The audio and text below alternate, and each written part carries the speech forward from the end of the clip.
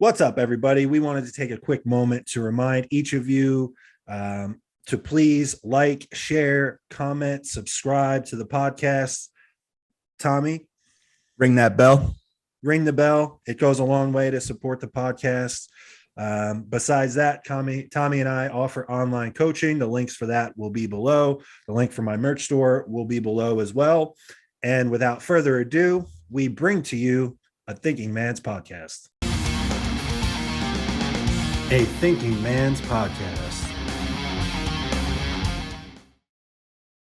What's up, everybody? Welcome back to another episode of A Thinking Man's podcast. This is episode 17. And with me, as always, my good friend, Tommy Stiles. Tommy, what's up, buddy? How are you? Good, man. 17. 17 weeks deep, coming at you guys every Monday. We told you that we were going to be consistent, and we have held up our end of the bargain. And really cool topic this week, especially having Tommy Stiles in the building, metaphorically. So this week we're going to be doing a deep dive on back training, and Tommy's got one of the thickest backs around. So just cutting right to the chase, I'm going to kick it to Tommy and then see if there's anything that I can add to what he has to say. Yeah, I love a good back day. It shows. Obviously, training with Dusty for as long as I have, that kind of helped it too. But I'll just get right into it of how I start my back days currently, and then we can kind of go back and forth on what we've found works and doesn't work, mistakes we see with clients, etc. So as it stands right now, I start with what's called one variation. So I start with like a hammer strength plate loaded row, the seated one. I'm tall enough to where I don't have to sit, so I'm actually standing with the seat kind of underneath me, but not enough to like have my legs off the ground. And I use the pronated grip, so thumbs facing each other. And the biggest thing there is keeping the elbows up. If the weight's too heavy and I have to tuck the elbows to get my arms back, then that's not doing what I want. Elbows flared, not above the shoulders. You want them just below the shoulders. And then I try to think of bringing my shoulder blades together as I'm driving my elbows past my torso. And then a big thing with back that a lot of people do is they completely disregard the negative. They just let it bungee cord back to the start point, and then they catch it, and then they do it again. And those aren't quality reps. So if you really want to maximize each rep, really pay attention to that negative. So I'll open there for 2 sets of 8 to 10. If the first one's easy, I'll up the weight for the second one. And if it's not, if I fall in that 8 to 10 range, then I'll just try to match the reps with the second set. Yeah, right on. So I have 2 pull days. Back is definitely a big priority for me. Like I've talked about ad nauseum, really everything from my waist up just needs to be better, point blank. And I've never met anybody that had too big of a back. So I hit it twice a week. Have been doing so for quite a bit, and that's been good for me. I think in my earlier years, I was a big subscriber to just like the all out, maybe 1 or at most 2 working sets, like just to brutal failure.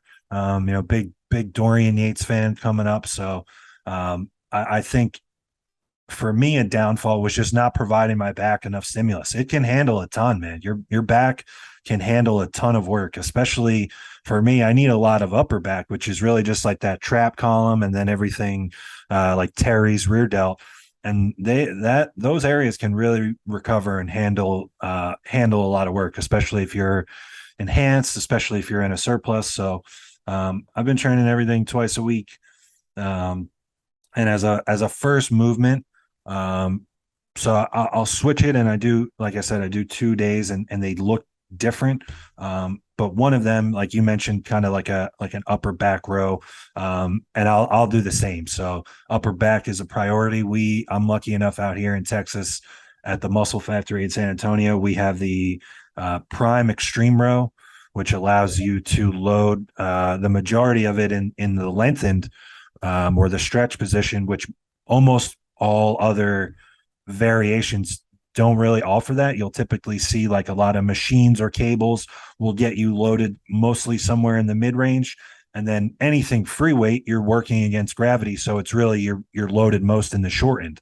Um, so I'm lucky enough to have that piece, and I lean into it. I'll depending on where I'm at, like deep into a mass phase, I was doing up to 4 working sets to start one of my back days on that. Yeah, man, I'm jealous that you have that one. I think we have it on back order right now, but it's everything coming from them is taking like upwards of 30 weeks from what I've been hearing. So I wouldn't be surprised if you see it in the next couple months. 36 last I Yeah. knew. Yeah. It's fucking High demand. Hey, they're in big business. They make great stuff. yeah.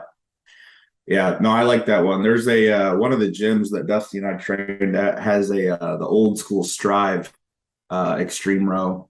So Yes. same loading principles. Same deal. Yeah, same deal. That one, luckily you and I have long arms, so it's not hard to reach the handles and get into position. But for Yeah. someone like Dusty or anybody with shorter arms, like they actually have to do it one at a time and then launch themselves down back into the seat. So those are just Yeah. the mechanisms that, based off your leverages, you'll have to deal with. Yeah. Yeah. So yeah, I've done the back days twice a week. Right now, currently as it stands, it's every 8 days. Makes Back sense. being more developed for me. A lot of the emphasis of my split right now is on pressing. So between shoulders and chest, I'm pressing 4 days a week. I can Right take the on. volume down and back because, it is a stronger part. And I've built a good foundation of thickness, and now there's just some detail that needs to come in some different areas. So we'll get into like deadlifts on back day later, but there's no real hinge movements on my pull day. It's a lot of fixed work. So from that row, I will go to a pull down. It's either going to be like a upper back Terry's pull down on the cables, or we have the hammer strength supinated pull down, and I'll do that one arm. So it just kind of depends if I want to go upper back as the next focus or a lat focus movement. I've spent a lot of time on that single arm hammer strength supinated row or pull down. I like that piece. Took me a good while to like figure out the seat height and the best place and how far up to go, letting your lat fan forward.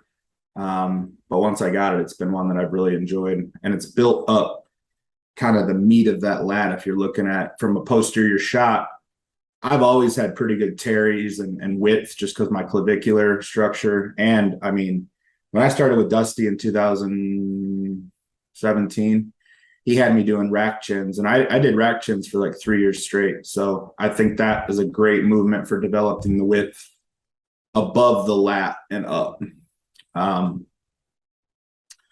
But I was lacking. So there's like holes in my lats when I looked at my progress or my contest photos from last year.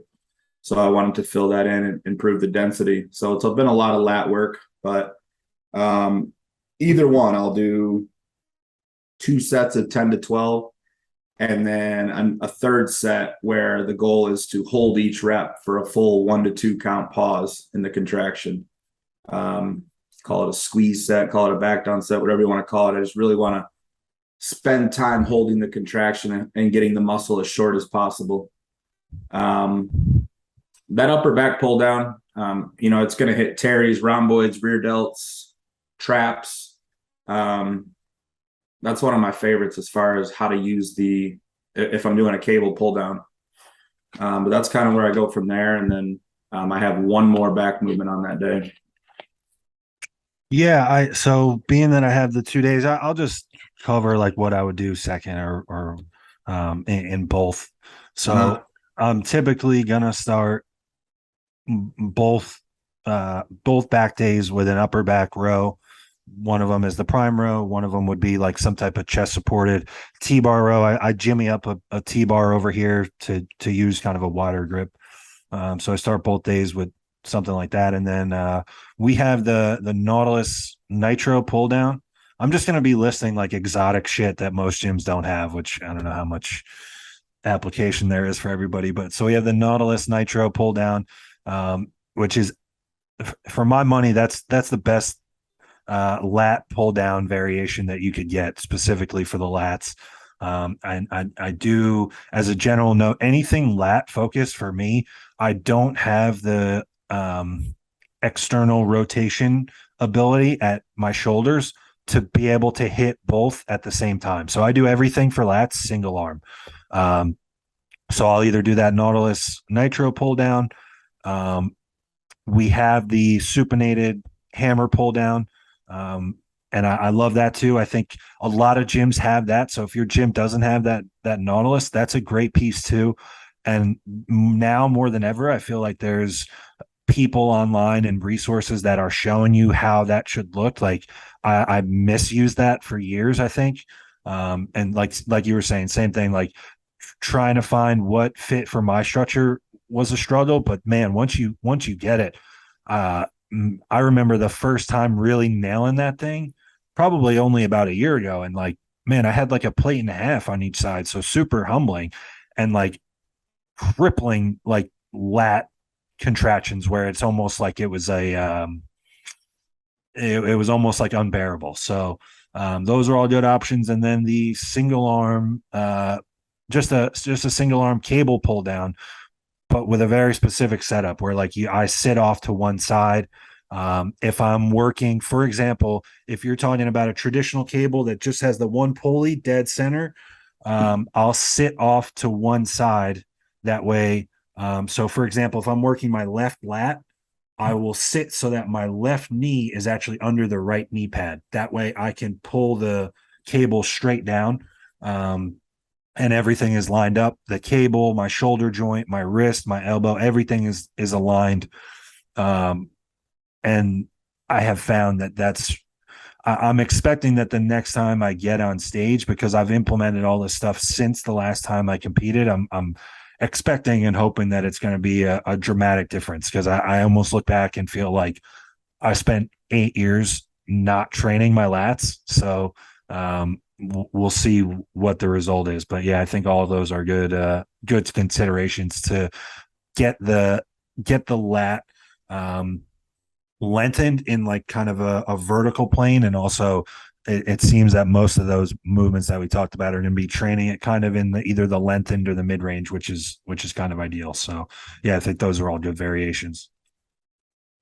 Yeah, and then a variation for, say you don't even have if your gym doesn't have a hammer strength pull down, you can take an adjustable bench and butt it up against the pull down station for the cables, put it on an incline of some degree, and position yourself in a way to where you're pulling in the same trajectory as if you were on that nitro pull down or that hammer strength pull down. So there's plenty of people who are doing that variation on Instagram as a way to reference, some of the key setup points and the cues. I've done it for, 4-month blocks when as an alternative to the hammer strength one. So that's an option too. And then, I understand some gyms are busy and it's hard to get an adjustable bench and get it over there, but you got to do what you got to do. So be ruthless about your goals, people. But I would agree, once you understand the principles and how you want to align things, like there's a way to make it happen. That's where, I think we talked about it on the chest training podcast, like having some sort of understanding of anatomy and physiology at a basic level is going to actually really help your bodybuilding journey. Go figure, right? Yeah. Think about, we all thought we were doing lat pull downs like this for 10 years. The higher you go, the more lat you get. That's what I thought.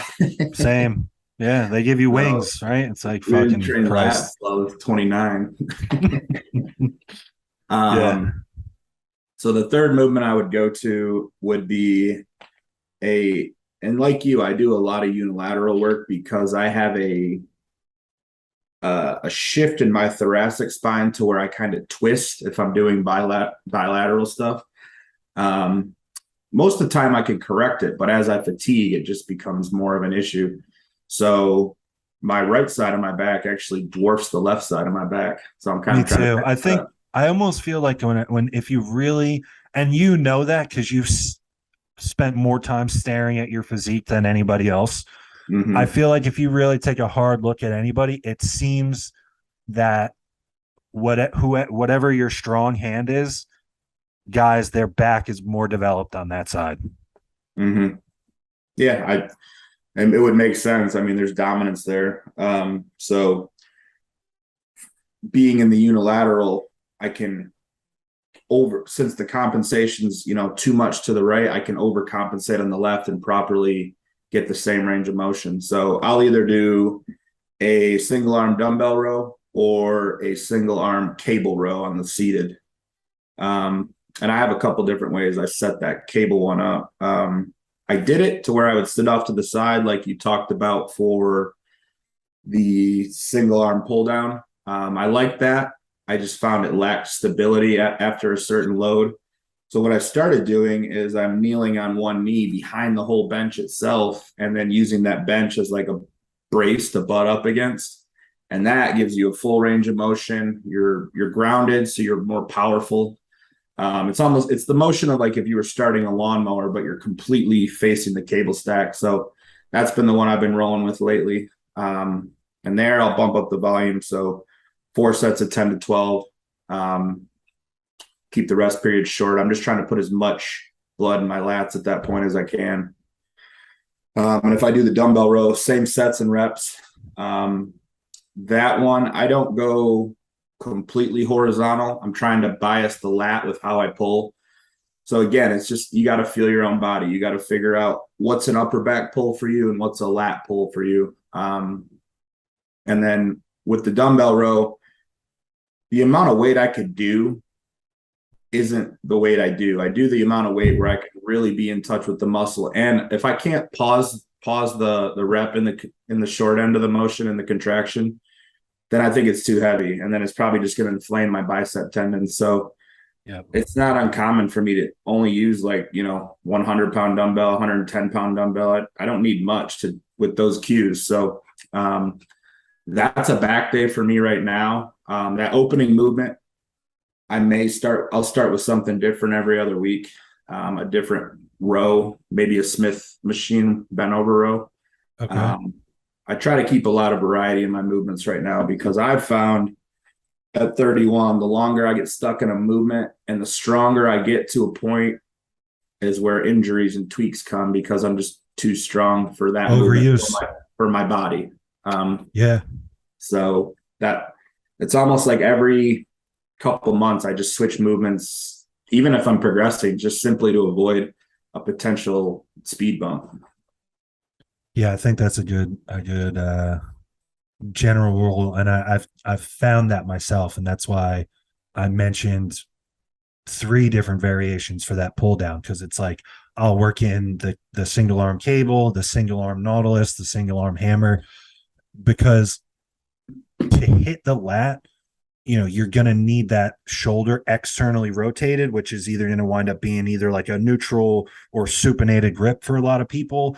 And then just inevitably, you wind up getting some nicks and tweaks like in your bicep and forearm. So it's like you got to keep moving things around to prevent Mm-hmm. those kind of overuse connective tissue injuries.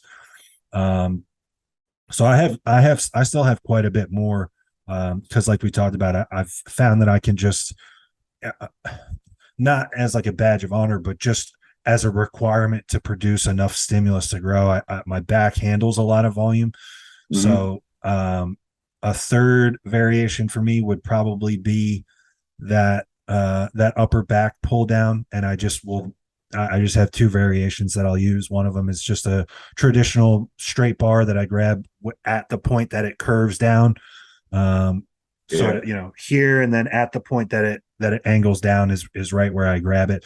Really, it's going to be dependent on you for anything upper back wise or bilateral wise.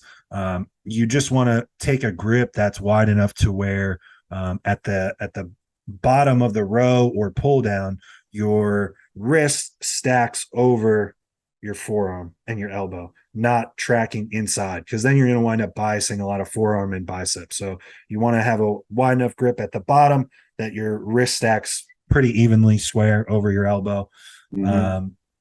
So I'll do those. And what I've thrown into, I'll go until the pull down, the upper back pull down fails. And then I'll actually just go into almost, I don't even really have a name for it, but it's essentially like a reverse shrug where I'm just working scapular depression. So I'm hanging here, and once I can't finish a full rep here, I'll get here and then just depress my scapula. Because the traps can take a beating, and there's more there. Yeah. Like, your biceps, your forearms, your teres might be a limiting factor, but your traps have more. So I've thrown that in. I'll keep you guys posted on that. I guess in 2 years when you see me on stage, if I have thick traps, I can say that it worked. And then I'll do some type of lat row as well, like we talked about, like that single arm lat row off to one side, or a hammer row off to one side. Now this is mostly going to get the work the lat shortened.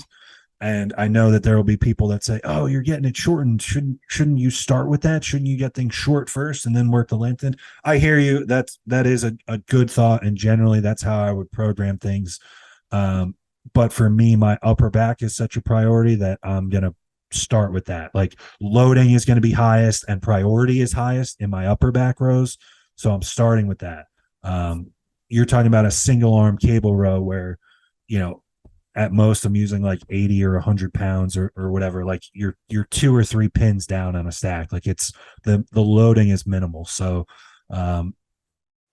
that's what I'm doing right now. And then I also have a more direct trap work where I just have like a traditional shrug. I like a wide grip Smith machine, or one of these prime handles that you can add handles to so that I can externally rotate them a little bit more, and then I'll do rear delt work as well. So those days are probably my 2 longest days right now, and the most volume that I'm doing. So as a general kind of summary of how I approach a back day or a pull day, I'm going to have a row and a pull down for both upper back and for lats. So that's 4 variations, a direct shrug movement, and then a rear delt movement. So 6 movements, all of them anywhere from 2 to 4 working sets, depending on if I'm massing, where my calories are, if I'm pushing PEDs or on a cruise.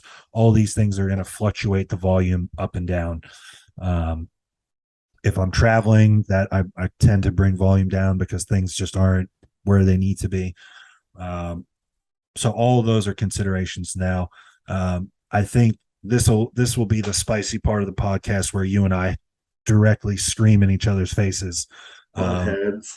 But yeah, deadlifting or any type of hinging movements. So you'll notice too, you mentioned you don't have any hinges in. I don't have any hinge work in either. I've just taken an approach, like I am trying to be as like accurate with the back work that I can and not pull from my recovery from them. And then part of that also is like my legs are my best potty part from front to back to side. So, it's going to be an individual basis, but I'll kick it over to you. I know that a big foundation for you, especially when you were training with Dusty and training just generally under Dusty at him as your coach remotely, he was big on pulling from the floor, whether it's deadlifts, whether it's RDLs, whether it's in the Smith machine. So why don't you kind of take that from there? Yeah. So what I'll do currently, and I just started this, is every other back day. So it's every 16 days, I'll put in a hinge movement. And that's just based off how I'm recovering through the week. If I felt like my leg day will allow me to have that, I'll do some extra ham work on my back day. So I'll start with just a simple curl, whatever. It's just volume in the hamstring. It's not really terribly focused. It would be similar to like Mountain Dog's pump day to a degree. I'm not trying to fail. You're just preparing the muscle for this heavier load, right? Yeah. It's like, especially a heavy, like you're going to be putting that, what I consider like one of the more, just as a general rule, there's nothing in any textbook that'll say this, but a hamstring feels like one of the more vulnerable muscles to train in like a heavy lengthened or stretched position like that. So it makes sense to go in and get some pump work in to kind of prepare the muscle for what's to come. Yeah. So, and this is after everything. This is where I can almost take off how much weight I could do by doing my back day first and then going Smart. into this.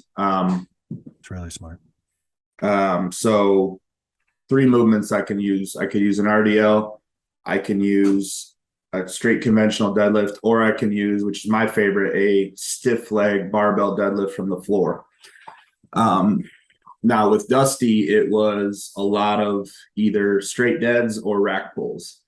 For me, above the knee rack pulls were a complete waste of time. I got very strong. I pulled 8 plates aside, all that shit, made a lot of noise, probably bent bars, but it did not help me with my back. It probably just fatigued me. So a rack pull below the knee, that's true mid shin. That is a good movement for me in my leverages, because you're getting no leg drive when it's mid shin. Mid shin is the hardest deadlift, I think, to do, because you have 0 leg help. It's pure pull. So whatever you think you could do on conventionals, pull at least a plate per side off that and then try it. So I may throw that movement in time to time too, but it's just, I'm not trying to do, 2 or 3 rep sets. It's something I could do for 6 to 8. And then again, it's all by feel. If I feel that I've done enough that day, I'll stop there. I won't do a back down set, or I won't do a second set of 6 to 8. After enough time pulling over the years, I've found that the higher rep sets on pulling movements are just too much fatigue. I can do them. I'm very strong in a 12 rep range, but I'm not finding that it was doing enough for my physique. It might make my lower rep work stronger, but if the goal is bodybuilding, I didn't find it was doing enough, at least the way I have this split ironed out. So that's kind of how I attack it. My deadlifts, now I don't think that deadlifts build a thick back by themselves. I think you need fixed work. I think you need the upper back work that I'm doing, because I did periods where all I did was one width movement, deadlifts, and that was my back day back when I was doing DC. I think it helped build a foundation for me, but it did not bring in certain muscular density in certain parts of my back. I think it just helped with the foundation.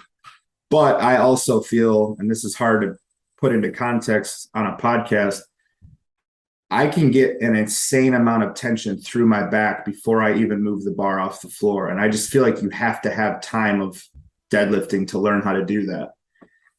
There's more to it than just going up to a bar and picking it up. Like I could do that with I used to do that landscape.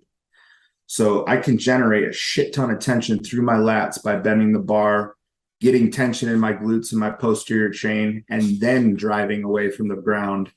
And then the big part of my reps now that I try to do with my conventional deads is I try to keep my hips underneath me the whole way down and not let my hips shoot back.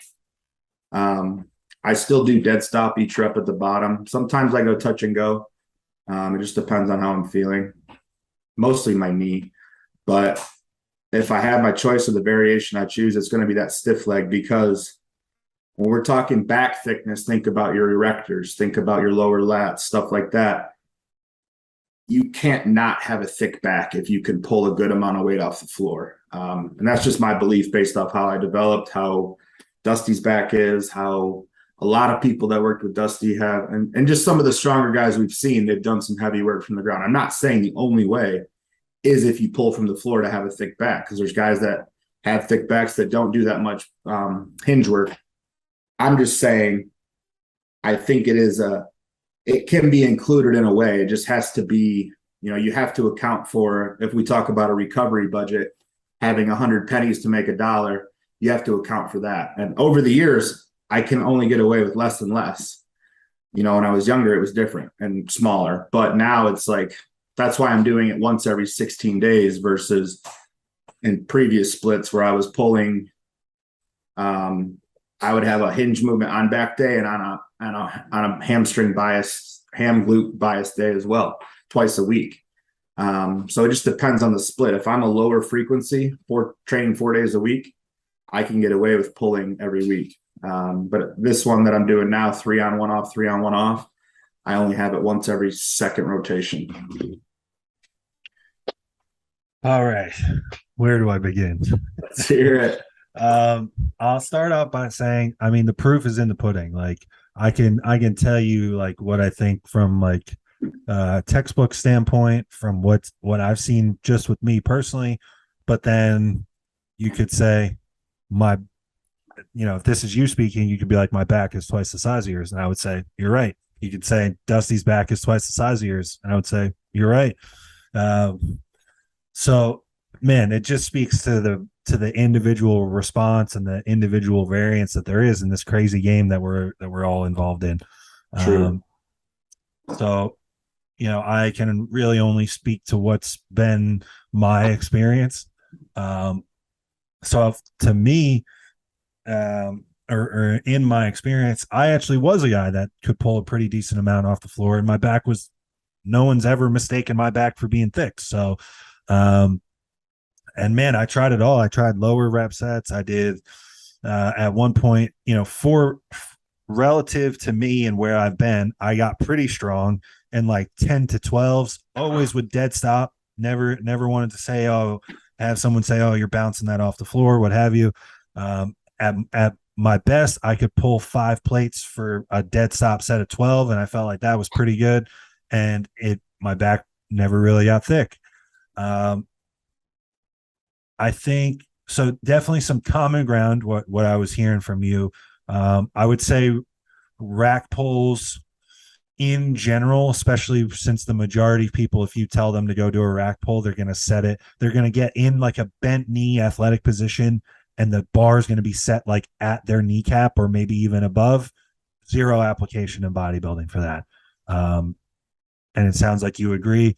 And then I would also say, you didn't touch on it, which makes me believe that you might agree as well. But like a sumo deadlift, zero application in bodybuilding as well. I hate sumo everything. Yeah. Now, I look at like a low, like mid to low shin rack pull as basically just a dead stop RDL. So I would agree there is definitely application there. And then, like you said, there's this almost like this individual skill to applying tension to certain areas from the pull. I did not have that. And then also, just anatomically speaking, a lot of the musculature that we are trying to train, or that I'm trying to train, at least for my back, it doesn't make sense that there would be a lot of stimulus happening. So like when we were talking about muscle lengths, or the act of lengthening and shortening a muscle, the lats don't do that from any type of pull from the floor. They don't lengthen and then contract. It's just isometric. It's the same thing with the traps. So then, when I look at let's say a deadlift off the floor, I think I can't necessarily pinpoint what musculature on my back is getting like excellent stimulus. Like, is my back or my lats getting excellent stimulus? For me, the answer was always no. Like I said, it's not lengthening and shortening. I just didn't have much of a feel from it. Erectors, undoubtedly, but it's like, do I want to do an entire movement, especially one that costs so much fatigue wise, just for erectors? I found, for me, no. And then traps, I'm going to go do upper back work, shrugs, all these things that are more stimulus and less fatigue. So I'm coming out on the winning end by being more accurate with it. Now, with all that said, I have clients that just need posterior improvement from top to bottom. Like their back is a weakness, their hamstrings are a weakness, their glutes are a weakness. I have those guys RDL, absolutely. because I think that there's enough bang for your buck to where if we hammer a couple excellent sets of RDLs, and it means, that inevitably is going to mean that maybe we have to do less elsewhere. I'm okay with that trade-off because this is a priority. So I'm okay with spending more of that recovery budget, like you talked about, on these movements because that's what needs to improve. So I think it just comes down to what I think first and foremost, it comes down to like the needs analysis. Like, what does this person need? If you're, if you look like Justin Compton from the front, and then, your hamstrings, glutes, and back thickness stink, well, then I think, there's probably a good chance that you could spend less budget on chest, shoulders, and arms, and then you're going to have an RDL or some type of pull in. So it's all individual. That's why it pays to have a good person in your corner, whether it's a coach or, somebody that really knows what they're doing, just as a second eye that can tell you, like, honestly, like, hey man, your whole posterior chain needs to come up. I think, we're going to go through a series like this on the podcast where we talked about training for all the individual body parts. But I think it all starts with having an honest look at what your physique needs. I think I've said it on here, but man, I'm just consistently amazed at how many people come to me and I ask in my assessment, like, what do you think are your strong body parts? What do you think needs the most work? Like, what do we need to prioritize in your opinion? And I cannot believe how often people just totally miss on their own physique. Like, I have people that come to me and they're like, yeah, I really need to improve my arms. And I look at their physique and I'm like, your arms are your best body part. Like, we need to improve almost everything but your arms. Um, so that's going to be a big one. So, maybe not the bloodbath argument over deadlifts that people might have expected from us coming into it. I do think that there's some common ground that we have there, especially like with the benefit of, or the value in RDLs for certain people. And then I think we both agreed too, like we talked about, like that kind of high rack pull is best for building your ego than anything else. So that's all of it. So what do you see, like, when, especially right now, I feel like your gym that you train in, you probably have a good idea of what the trends are in the upcoming generation as far as like what they commonly do. So what do you see as mistakes now? And then if you want to touch on anything that you've done that you feel like was a mistake or that you could have done better coming up. I'll start with the current generation. I'll start with these fuckers first. Man, you'd think and this just could be me looking at it from the perspective of someone who's 10 years older than most of these guys, 8 to 10 years older, whatever, wondering how with more information they're not more locked into what they're doing. But that being said, they're still young and naive, and I was too. So ego driven, Yeah, I mean, you can lead a horse to water, but you can't make them drink type thing until they're ready to drink. Maybe they never will be. So I think just, for right off the rip, it's failure to program, failure to, a lot of people are going to the gym and relying on hype and garbage to pre-workouts and stuff to even get through the training. I see a lot of kids who look like they subscribe to the bodybuilding lifestyle and maybe have competing aspirations that are in there doing 1 rep maxes with deadlifts, usually with a camera on them. And that's just the time, like, whatever, do your thing, but that's not helping you bodybuild. If you're trying to be a power builder and build your brand and like do some cool shit for that, cool. If you got a YouTube and you have the ability to pull a high number one time, I'm not going to shoot you. I mean, even me at some point, I would like to in my life see how much I could pull at this point. It's not going to be now, but it will happen. And then Maybe when it post comes, bodybuilding, that way if you end up in the ER, it's not the worst thing. yeah. And then, I mean, when it comes to back training, there's just, like I said, the negatives. I just see complete disregard for the negative part of any pull down or any row, whether it's free weight or machine. I think back training, because you can't see it, right? There's no mirrors to look in while you're training. You know, even on a press, you can sometimes look down and there's a mirror in front of you and you can Oh kind of yeah, catch yourself. So you can't see what's happening. And that, so that a lot of people have trouble finding the mind muscle connection to back. For me, it was always easier to, I found my back before I ever found my chest and anything up front. So it was kind of reversed for me, but I just, I still believe that if we're talking about a younger lifter who just needs overall development everywhere, I do think you would benefit from some hinge movements. Because, like you said, glutes, yeah, I don't consider the deadlift just back only. Like, we're talking lower half too, glutes, hip drive, adductors, if you're, you're able absolutely. to initiate them. I think there's a lot that can be taught and how to connect with your body through those movements. Like I said, the stiff leg is my favorite variation. All my guys do it because I just look at erector thickness it's a hard thing for some people. I think my erectors got thick because my conventional deadlifts, my deadlifts were high, or my hips were high. So I never learned how to drive from the ground, but I learned how to pull from the ground. Right. So I kind of got thickness the wrong way in a way, but it worked out. And then I had So to you learn how, were you were almost doing an RDL by mistake all along. yeah, just for mobility issues. I didn't learn glute drive from the floor until, a couple years ago. Yeah.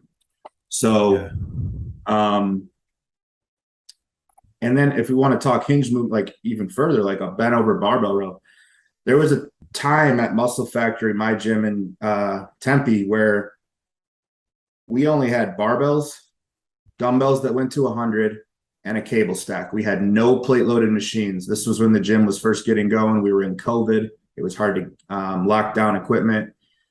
For 7 months straight, Dusty and I did barbell Pendlay rows or barbell dead stop rows or just traditional barbell rows where the bar never touches the ground. We did an easy bar pullover as the opener on a lying decline bench. And we did maybe a lat pull down movement of some sort. That's all we did for 7 months. So I think just there is power in a younger person being in the bent over position with a heavy amount of weight in their hands at a young age. I just think that's going to build thickness in some way.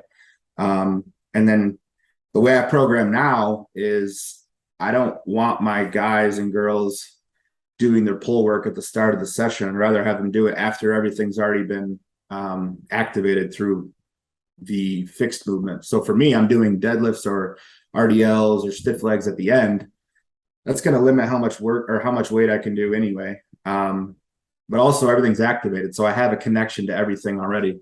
So that's where I think I connect with these parts. I understand what you're saying about how the lats need to be lengthened and shortened, and there's no lengthening and shortening happening. I understand that.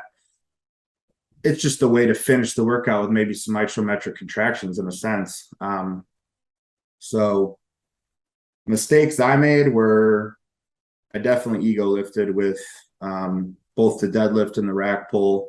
I got a little crazy with how much bounce I was doing, or just even the intensity behind it. I mean, I think everyone did this. We didn't learn how to train our lats until the last like 2 to 3 years, maybe even Or less. less. Yeah, Yeah. truthfully. Just because of the amount my lats have come up since junior nationals prep last year, like it's night and day. So maybe I literally just learned this year. I don't Yeah. know. I think because I've talked about it on the last one, my shoulder mobility was really poor. So I think that contributes to lat issues as Yes. far as engaging them. I know you can speak on that too. So I don't think there's any one movement you can do or don't do that's going to improve mobility. I think that's just something you got to lock in on and over time, you'll notice that you just have better and better connections to things. And that's probably because your mobility is getting better and your stability is getting better. Um, Yes. so right off the top of my head, those are like the bigger mistakes with me. Yeah. A lot of it was just the time of as I was like, who were the influences? I was influenced just like the young kids are influenced. So Right. in a way, like, We saw Jay and Ronnie slinging around 4 plates yeah, with barbell rows. It's like, oh shit, this is what I need to do.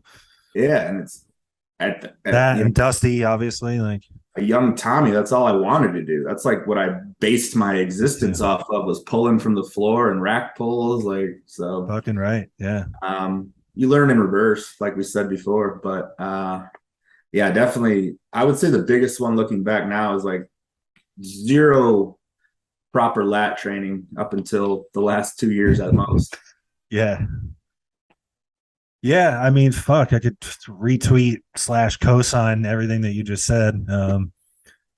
I'll kind of touch them in reverse order. So like mobility and stability is the big one really for me. Like just stability and not putting any work into that. If you have a less stable shoulder girdle and shoulder joint, you're going to have a hard time creating output, like and creating hard contractions with everything that's involved with that. So that was a huge one for me. And then I'll go back. You made a great point. So again, like why you have to take my view or even your view about the deadlift with a grain of salt and realize that it's an individual circumstance. Is like our execution and programming, all of it was the complete opposite. So like you've done them, you said that you're doing them at the end where all your direct work is set up. I agree. I think that's a great way to take off the load that you're going to use, where now that's just less fatigue. And we know that load is just really a marker of progress. Like if you're using less load because you're at the end of the workout and you still go near or to failure, you're going to get the same stimulus. But if the load is less, it's just at a lesser cost. Mm-hmm. So I would come in and I would fucking throw my belt into the rack and I was starting my day with heavy ass pulls from the floor because I wanted everybody to see how much I could pull, right? What else am I doing in there? Yep. So I would do that, and then I'm doing 5 plates for 10 or 5 plates for 12 or whatever. And then now I need to go actually train my back. And it's like I have nothing left. Like that might as well have been my entire workout. So then you try to go do T-bars, which I didn't do correctly, or barbell rows, which were a shit show, or anything really. And it's like I didn't really have the same uh, level of intensity left because I'm just smoked from pulling deadlifts off the floor. So I would agree, like just programming in general is such a huge piece of all of this. And I see kids as far as like big mistakes, and I say kids, like it's just these guys, this next generation that's up, same shit that I did, and that's why we made this podcast. It's not to knock you guys, it's to say, hey, we did this the same way that you were starting to do this, and we're telling you that there's a better way to do it. You come in and rip a bunch of deadlifts off the floor, and like you said, I would come in sometimes if I did 500 for 12 last week, there would be times on a whim that I come in and say, let's see what I could do for 3. It's like, Exactly. what's the thought process here if I'm trying to be a bodybuilder? So being clear with your programming and your decision making, what your physique needs, all those are big ones. Like you said, mobility, stability, things that I never even thought twice about. Like we've said, I don't know that I ever actually trained my lats until maybe 13 months ago. So hoping to see some good improvements there. And really now, like with all the resources, and I feel like there's been a new coming of age where a lot of the top guys are not only huge and moving big weights, but also training like with excellent execution. Like we have a lot of these guys, I reference these guys all the time. Ian, Justin Shire, like these guys are big, they're moving big weights, but it's like with flawless execution, both in terms of like just looking at it, does it look like they're in control? But then like biomechanically speaking, like I saw Justin post a set the other day on that supinated hammer pull down, and I reshared it to all my clients. I was like, if you have this in your program, it needs to look like this, because it's like complete control at both end ranges, where it's like quick, slight pause, fully stretched, fight, slight pause, fully contracted, like just flawless. That one And too, I see a lot of people, not to cut you off, but no, they get go. that chicken wing arm with the elbows kicking out at the end. Like Yeah. guys and girls, that's shoulder mobility issues. You need to address that on your own, but get some body work done. I had that Yeah. issue on both sides.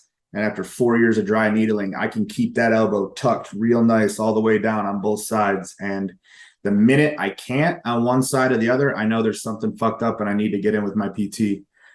So if you're somebody that's got that constant chicken wing arm, which is 95% of people I've ever seen online for my clients or in person, that arm kicks out. I think most people, if they're going to have any mobility issues, it's going to be with external rotation, Yes. and then the stability to keep that shoulder down and locked back Yes. while you're doing that movement specifically. Supinated is a tough hand grip for a lot of people. It There's a is. lot of guys who can't even get into it because they're so chronically tight here, here, here, whatever. So that's a good point. Is that elbow should be right next to the body, all the way up and all the way down. And if it's not, there's room for improvement.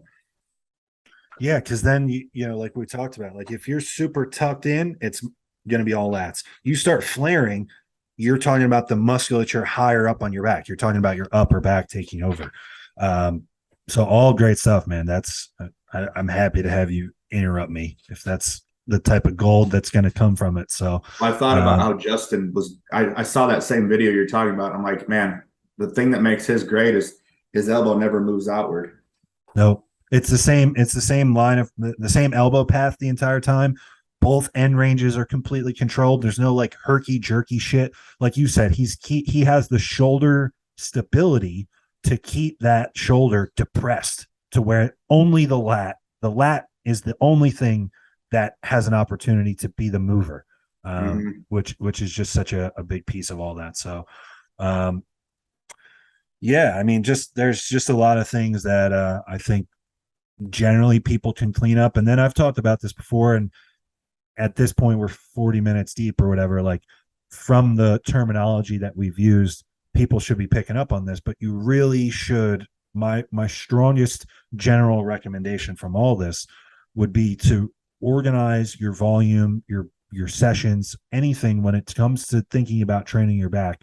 Organize things in terms of two buckets. You have your upper back and you have your lats, because the arm path, the setup, all that is going to look dramatically different. And then once you have that thinking, you can utilize different pieces.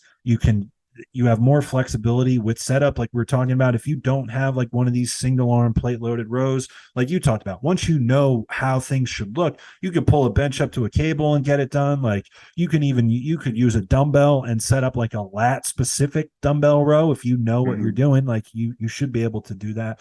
And then even like you were saying, like that where people don't have the ability to externally rotate, that's going to be a lot of us. If you have a decent amount of muscle, you're in your delts, your chest, and you're doing a lot of us are super pronated, right? Like we all sit at a desk all day, we're all doing tons of press work.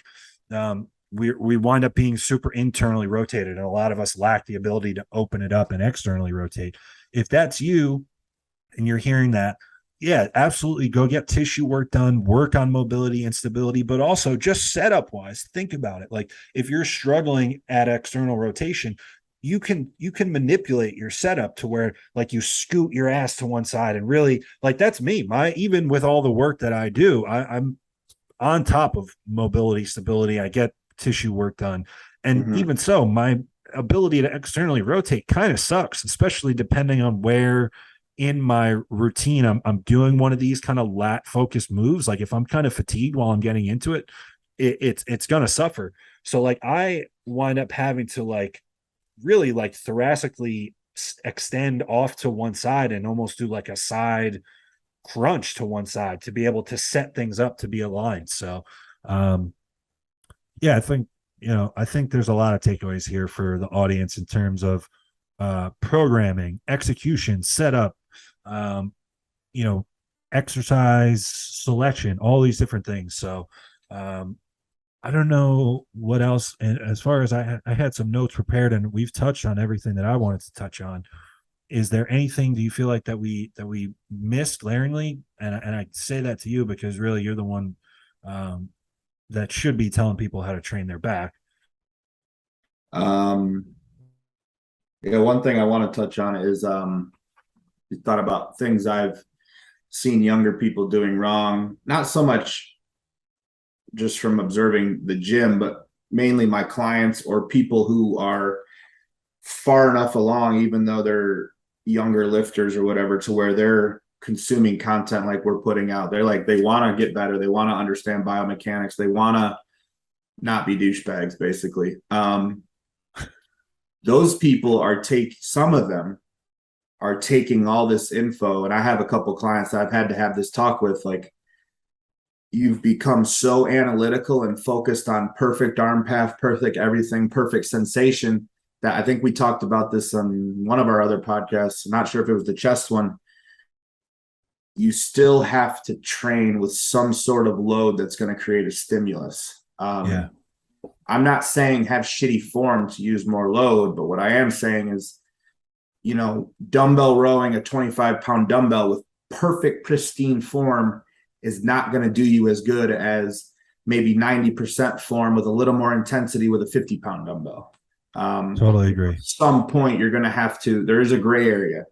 There's too far to one side, like how Ron talked about it last week, like the pendulum kind of shifted. Like we had some years of influence where you and I were seeing guys just slinging, 405, and we're like, that's what we got to do. Like probably not the best influence. Yeah. But now we have it to where there's all these it's overcorrected. Yeah, and now there's all these infographics on Instagram with the X's and the green check marks, and people are building they got so much shit in their mind that they're forgetting that, like, hey, effort is still king, intensity is still king. Like with all these considerations you and I are giving people, like, don't misconstrue that effort and intensity are number one above all else. If you go into the gym and give 100% of what you can give, and maybe there's some form slip ups, I'd rather have that than somebody who goes in and effort's like 70%, but they did everything perfectly. Like, right. You know what I mean? I know Dusty feels the same way because just of how he trains and how we have trained. Now, Dusty is a genetic outlier when it comes to back development. But at the same time, I think you can, as somebody who observes him, learn too. Like, it's okay to have a set where you just go for it and, see what you can do. Right. That can always be cleaned up. You know what I mean? Like, you have to learn what too far is to reel it back. That's been a common theme, I think, in our podcast. Like we're trying to tell people, and I'm glad that you brought this up, because there is, I can be this way too, even in my own coaching. Like I can get too nitpicky on with when, like, as I'm analyzing my clients' training, and then it almost like cripples people mentally. Yeah. And that's something just, as a coach, I need to improve on. I know that. So there is a balance, because it's almost like I made my own overcorrection because I was someone that was slinging around. I mean, dude, I remember 2 years into the gym, like not having an appreciable amount of muscle on me at all and doing bent barbell rows with 405. And like people hyping me up, people being like, "Oh, dude, Jay Cutler does that." And I'm like, "Fucking right, Jay Cutler does that. I'm coming for it." Like, it's like I didn't grow any muscle, but I think there's something to be said for learning where the line is, and a lot of times you can really only find out where the line is by crossing it. Now, I don't want anybody to go fucking tear something tomorrow and just say, "Oh, you guys told us that we need to go over the line." It really just comes down to effort. Like you said, it's like, go find loads that your form feels good. Yes, sensation only means so much, but I think you generally want to feel the target muscle working. And find a weight that challenges you and has you near a shaky failure from like 8 to 12, like, and then have someone in your corner that can tell you the things that need to be cleaned up from there. Mhm. But I would so much rather see, and it just inevitably winds up being, I'm sure it's the same with you, it inevitably winds up being a lot of people like this that gravitate towards my coaching, that are people that have already gone too far, that have already known what fucking brutal failure looks like, have already done preps where they did 2.5 hours on the stairs and no carbs and fucking bury themselves. Like these people that are coming back from war, like, dude, I could do more cardio. Like, I know you could do more cardio. Like, it's more that my job now is to dial it back. So I would so much rather work with someone that has already kind of toted the line and crossed it than someone that, because it's hard to teach, especially remotely. It's hard to teach someone how to bring it there. Um, so I think, especially early on, it's okay, especially with some of these bigger foundational movements. Granted, again, that you're not going to go do something that you get hurt. Um, it's okay to kind of find where the line is um, early on, and it will build some character as well, just mentally. I think there's a lot to be said for people that know when to flip that switch and get ugly a little bit with things. So I understand now, as I'm talking through this, that this might sound like contradictory a little bit, but it just goes to show you that there is kind of this line, and it's hard to try to pack 10, 12, in your case 15 years of experience into a 60-minute audio only podcast. It's tough, but we're just trying to throw as much at you guys as we can, like as much value as we could possibly give you guys. Yeah, and I think that's, at the end of the day, this is all, you know, anecdotal. Yeah, We're not coming very. at you with a ton of like, yeah, the anatomy and phys stuff, like that can't be refuted. But I don't rely on the studies to give you the info I'm giving you. I rely on, all the years I've spent training, and like had to fail a lot to learn what was right. Yep. Take a lot of pictures, do a lot of preps, do a lot of off seasons. To Film a where, lot of training and see what it yeah, actually looks I like, didn't because it start always filming it till always feels much different than how it looks.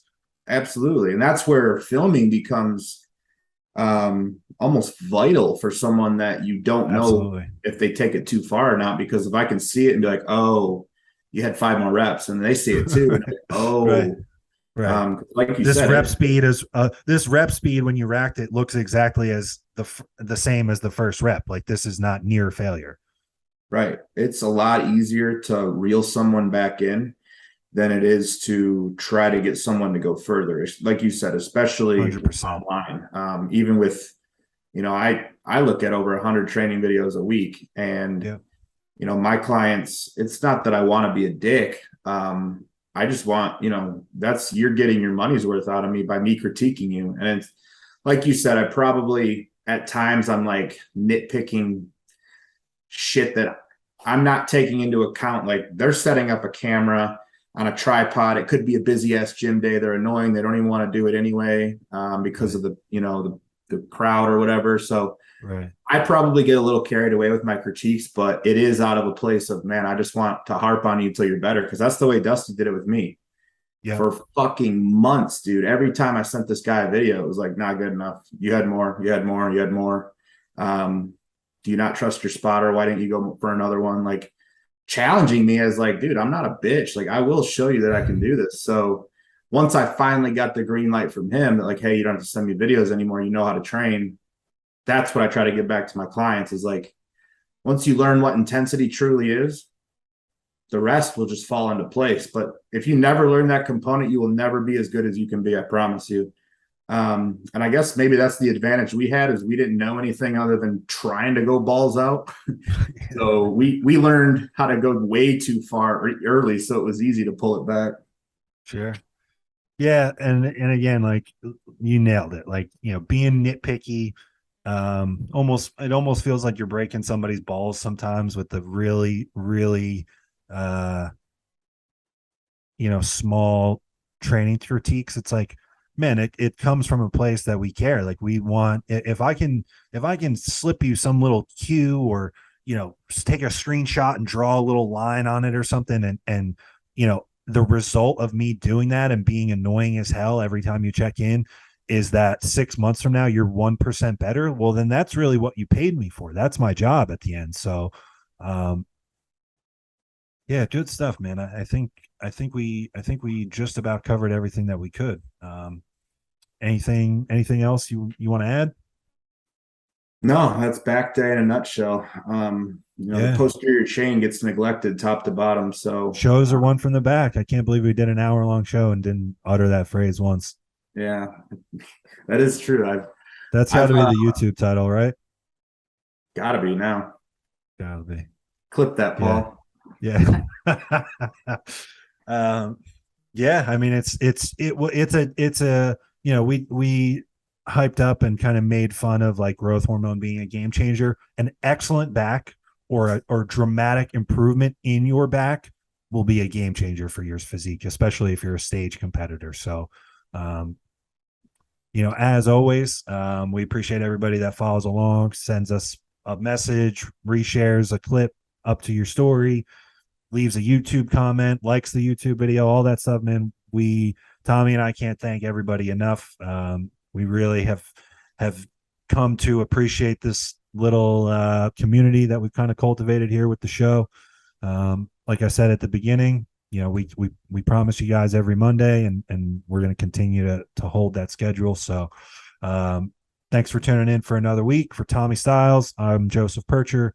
This was a Thinking Man's podcast, and we are out.